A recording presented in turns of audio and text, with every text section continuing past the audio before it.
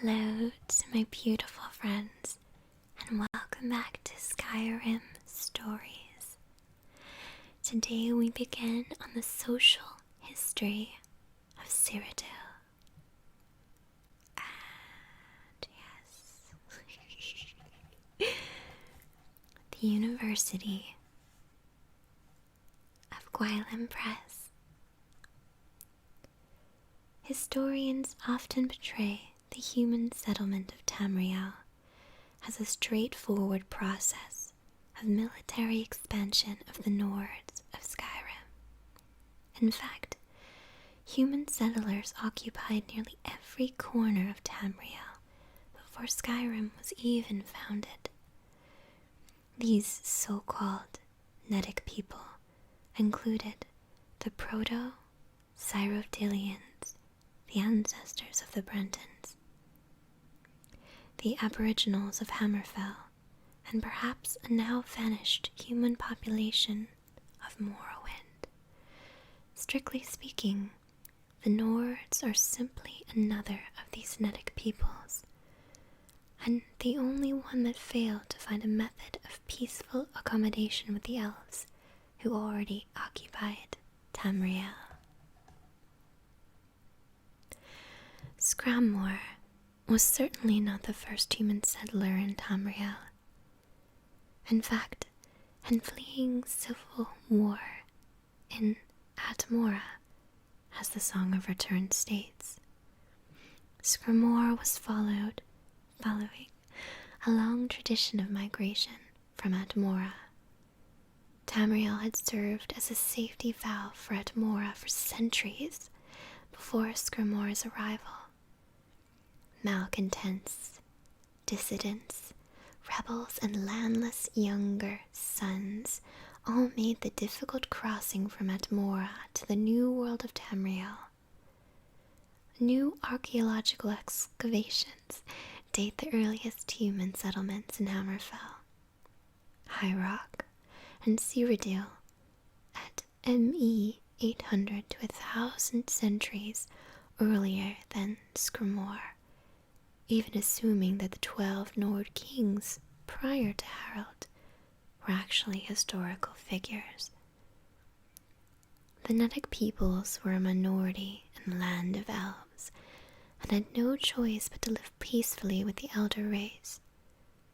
In High Rock, Hammerfell, Cyrodiil, and possibly Morrowind, they did just that. And the Nedic peoples flourished and expanded over the last century of the Merithic era. Only in Skyrim did this accommodation break down, an event recorded in the Song of Return. Perhaps being close to reinforcements from Atmora, the Proto-Nords did not feel it necessary to submit to the authority of the Skyrim elves. Indeed, the early Nord Chronicle notes that under King Harald, the first historical Nord ruler, the Atmorian mercenaries returned to their homeland, following the consolidation of Skyrim as a centralized kingdom.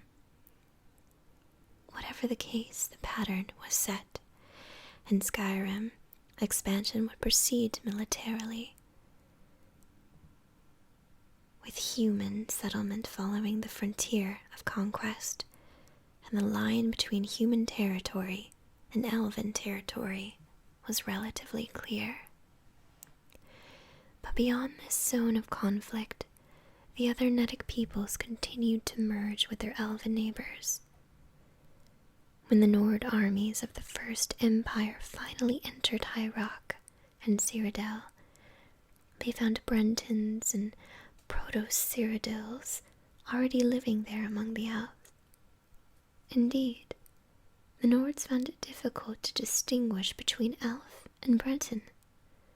The two races had already intermingled to such a degree. The arrival of the Nord armies upset the balance of power between the Nedic people and the elves. Although the Nords' expansion into High Rock and Cyrodiil was relatively brief, less than 2 centuries, the result was decisive. From then on, power in those regions shifted from the elves to the humans. Wow. I always figured that elves were there first, or in power, but I never realized that the humans then took over. I guess that's why we see so many humans in Skyrim and Tamriel. So now we move on to the War of the First Council. This guy has a funny name. This account by the imperial scholar Agrippa Fendilius is based on various imperial and Dunmer sources written for Western readers. Oh, perfect. So it's for us. The War of the First Council was a First Age religious conflict between the secular Dunmer houses, Dwemer and Goth, and the Orthodox Dunmer houses, Indoril, Redoran, Dress, Lalu, and Telvanni. The First Council was the first pan-Dunmer governing body, which collapsed over disputes about sorceries and enchantments practiced by the Dwemer and declared profane by the other houses. The secular houses, less numerous but politically and magically more advanced, and aided by Nord and Orc clans drawn by promise of land and booty, initially campaigned with great success in the north of Morrowind, and occupied much of the land now comprising Redoran, Vardenfell, and Telvanni district. The Orthodox houses, widely dispersed and poorly organized, suffered defeat after defeat until Nerevar was made general of all house troops and levies. Nerevar secured the aid of a nomad barbarian tribesman and contrived to force a major battle at the secular stronghold of Red Mountain on Vardenfell. The secular forces were outmaneuvered and defeated with the help of Ashlander's scouts, and the survivors forced to take refuge in Dwemer stronghold at Red Mountain. So many words. After a brief siege, treason permitted Nerevar and his troops to enter the stronghold, where secular leaders were slain and Nerevar mortally wounded. General slaughter followed, and houses Dwemer and Dagoth were exterminated. Nerevar died shortly thereafter of his wounds. 3 of Nerevar's associates among the Orthodox houses, Vivek, Amalexia, and Sothasil, succeeded to control of the recreated First Council, renamed the Grand Council of Morrowind, and went on to become the god kings and immortal rulers of Morrowind, known as the Tribunal, or Almsivi. So, next up we have the 5 songs of King Wulfharth. I like that, Wulfharth. The first song of King Wulfharth is ancient, circa 1E 500. After the defeat of the Alessian army at Glenumbria Moors, where King Hoag Murkiller was slain, Wulfharth of Edmora was elected by the Pact of Chieftains. His Thu'um was so powerful that he could not be verbally swear into office, and scribes were used to draw up his oaths. Immediately thereafter, the scribes wrote down the first new law of his reign, a fiery reinstatement of the traditional Nordic pantheon. The edicts were outlawed, their priests put to the stake and their halls set ablaze. The shadow of King Borgus had ended for a span. For his zealotry, King Wulfharth was called Shore's Tongue and Smur, Dragon of the North. Then we have kind son. The second song of King Wulfharth glorifies his deeds in the eyes of the old gods. He fights the eastern orcs and shouts their chief into hell. He rebuilds the 418th step of High Hrothgar, which had been damaged by a dragon. When he swallowed the thundercloud to keep his army from catching cold, the Nords called him the Breath of Kine. Old Knocker. The third song of King Wulfharth tells of his death. Orki, an enemy god, had always tried to ruin the Nords, even in Atmora, where he stole their years away. Seeing the strength of King Wulfharth, Orki summoned the ghost of Alduin, Time Eater, again. Nearly every Nord was eaten down to 6 years old. Boy Wulfharth pleaded to Shor, the dead chieftain of the gods, to help his people.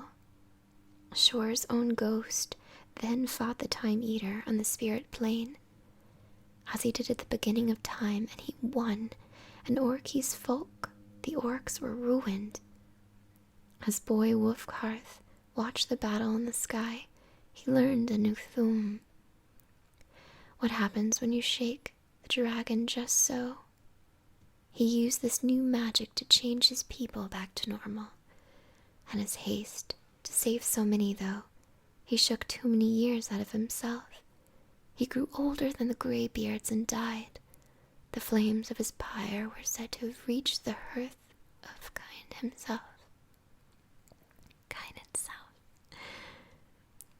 The fourth song of King Wulfharth tells of his rebirth. The dwarves and devils of the eastern kingdoms had started to fight again, and the Nords hoped that they might reclaim their ancient holdings. There because of it. They planned an attack, but then gave up, knowing that they had no strong king to lead them. Then in walked the devil of Dagoth, who swore he came in peace. Moreover, he told the Nords a wondrous thing. He knew where the heart of Shor was. Long ago, the chief of gods had been killed by elven giants, and they ripped out Shor's heart and used it as a standard to strike fear into the Nords. This worked until Skarmor shouted some sense, and the Nords fought back again. Knowing that they were going to lose eventually, the elven giants hid the heart of Shor so the Nords might never have their god back. But here was the devil of Dagoth with good news. The dwarves and devils of the eastern kingdom had his heart, and this was the reason for the recent unrest. The Nords asked the devil of Dagoth why he might betray his countrymen so, and he said the devils had betrayed each other since the beginning of time, and this was so, and so the Nords believed him. The tongues sung Shor's ghost into the world again. Shor gathered an army, as he did of old, and then he sucked in the long-strewn ashes of King Wulfharth and remade him, for he needed a good general. But the devil of Dagoth petitioned to be that general too, and he pointed out his role as the blessed harbinger of this holy war. So Shor had 2 generals, the Ash King and the devil of Dagoth, and he marched on the eastern kingdoms with all the sons of Skyrim. Then is Red Mountain. The 5th song of King Wulfharth is sad. The survivors of the disaster came back under a red sky. That year is called Sun's death. The devil of Dagoth had tricked the Nords, for the heart of Shor was not in the eastern kingdoms, and had never been there at all. As soon as Shor's army had got to the Red Mountain, all the devils and dwarves fell upon them. Their sorcerers lifted the mountain and threw it onto Shor, trapping him underneath until the end of time. They slaughtered the sons of Skyrim, but not before King Wulfharth killed King Dumakath, the dwarf orc, and doomed his people. When Vec the devil blasted the Ash King into hell, and it was over. Later Kine lifted the ashes of Smear into the sky, saving him from hell and showing her sons the color of blood when it is brought by betrayal. And the Nords will never trust another devil again. Yes, us Nords certainly don't trust devils, do we? Alright, let's see what this part is. Oh, we can do this. This is the secret song of Wulfharth Ash King. Okay. The heart of Shore was in Restian, as Dagothar had promised. As Shore's army approached the westmost bank of the inner sea, they stared across at Red Mountain, where the Dwemer armies had gathered. News from the scouts reported that the Chimera forces had just left Narcissus, and that they were taking their time joining their cousins against the Nords. Dagoth said the tribunal had betrayed their king's trust, that they sent Dagoth to Lorcan, for that was what they called Shore and Reston, so that the god might wreak havoc or wreak vengeance on the dwarves for their hubris. That Nerevar's peace with the Dwemer would be the ruin of the Melody Way. This was the reason for the slow muster, Dagothar said. Goodness, all of these complex words. Gonna sip some water out of a Publix cup. It's very professional. Delicious. So, we've got some very cool tools here. Weapons. Hammer, mace, axe, sword. And then some very, very intimidating armor here. So, now the armies grow.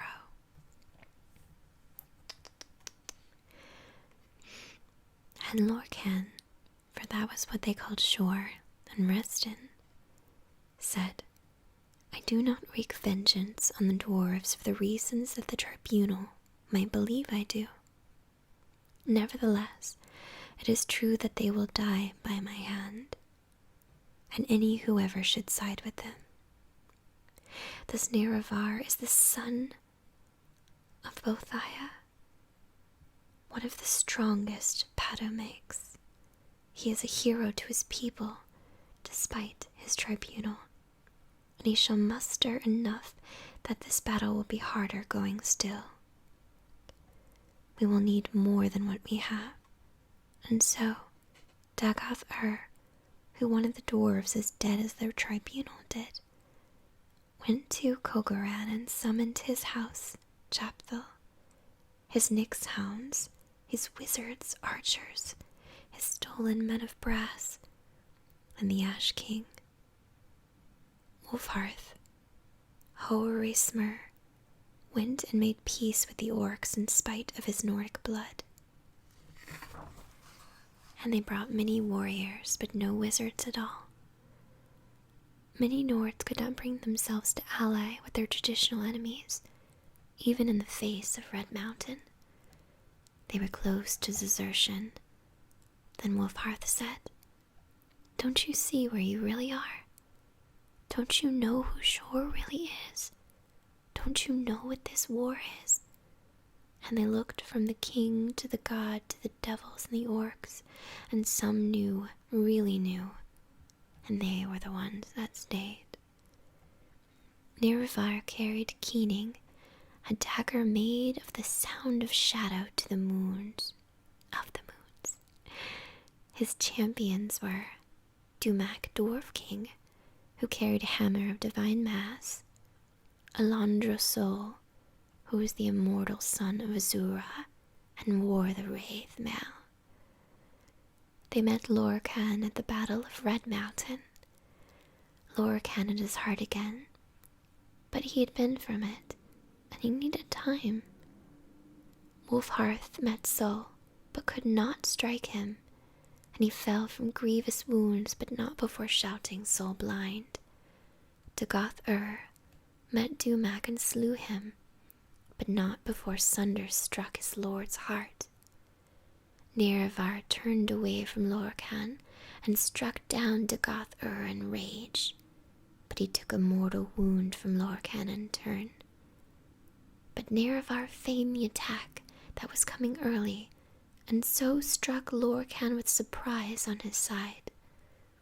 The heart had been made solid by Sunder's tuning blow, and Keening could now cut it out. And it was cut out, and Lorcan was defeated, and the whole ordeal was thought over. It was thought over, but was it? Let's see how long this bit is. Okay, guys, tell you what, I'm gonna stop this part here because it looks like we've got another section starting with some all capital words. That's pretty cool. Yeah, it looks like we're getting into a timeline of sorts. Yeah, so I'll go ahead and stop this part here. I hope you're enjoying this series. I think I fumbled some more words this time than I usually do, so I'm sorry about that. I think the more that you begin to read, the more your tongue gets tied and words start to meld into words. But I hope you are still enjoying this series. I think it's getting exciting. A lot of it is quite confusing because of all the names, and I know that the more we get into this, the more we'll understand. But I think I'm very excited about reading through all of this, and replaying Skyrim with this in mind, I think would be incredible. So I hope you enjoy this series. If you are enjoying it, please leave a thumbs up down below. Leave a comment and subscribe for more, and I will see you in the next episode. Bye-bye.